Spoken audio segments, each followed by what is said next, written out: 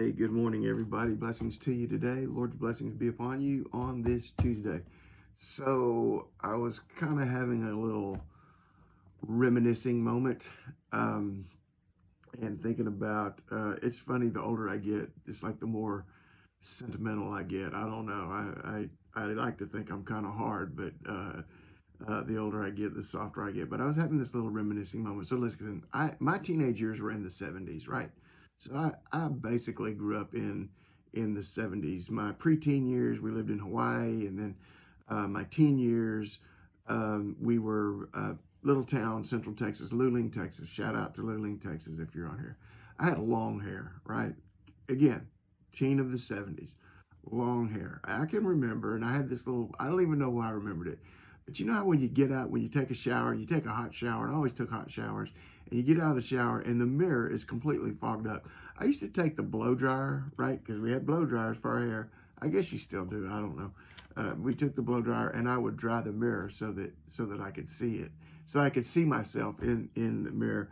But you know what it's like, right? To get out of the shower and the mirror is just all fogged over, and you ever try to look in it, and you can see something, but you can't make any distinctions. You wouldn't. I can't shave uh, with the mirror fogged over like that. I mean, I know I can move my head and I can see some big bald-headed something moving in there, but I can't see enough to shave. Actually, that's a picture of that's a spiritual picture that Paul uses in 1 Corinthians 13 about how we understand things now. You see, I've been talking a lot about heaven, about going to be with the Lord, been talking about the end, and there's a lot of things about that we really don't understand and we really don't get, and we draw conclusions from what we can see or from what we do know, even though our knowledge is really only partial.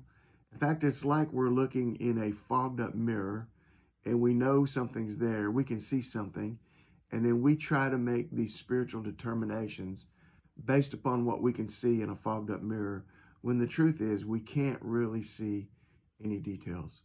There is so much that we just don't understand. But one day, when we meet Christ, when he comes again or we go to meet him, we're going to see him. We're going to see him face to face, and everything will be clear. It will be like I blow dried the mirror and made it clear so that I could see in it.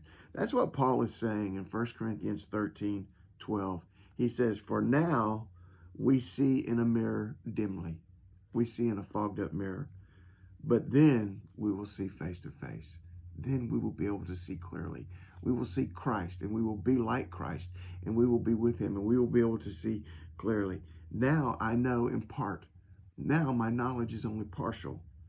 But then I will know just as I am also known. Now my knowledge is partial, and what I know is only partial. But then I'm going to know and understand the things of God as clearly as he knows me and as he understands me. For now, we see in a mirror dimly, but then face to face. Now I know in part, but then I shall know just as I also am known. There's a lot of things we don't understand.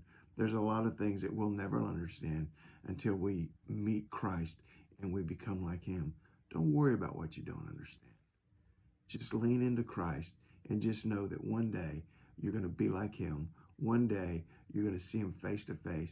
One day the mirror is going to be clear and you're going to understand everything that you don't understand now. Hey, I don't know if that helps you today. I hope it does. Get out there, faith today, faith the rest of this week. God bless you guys. Love you. Bye.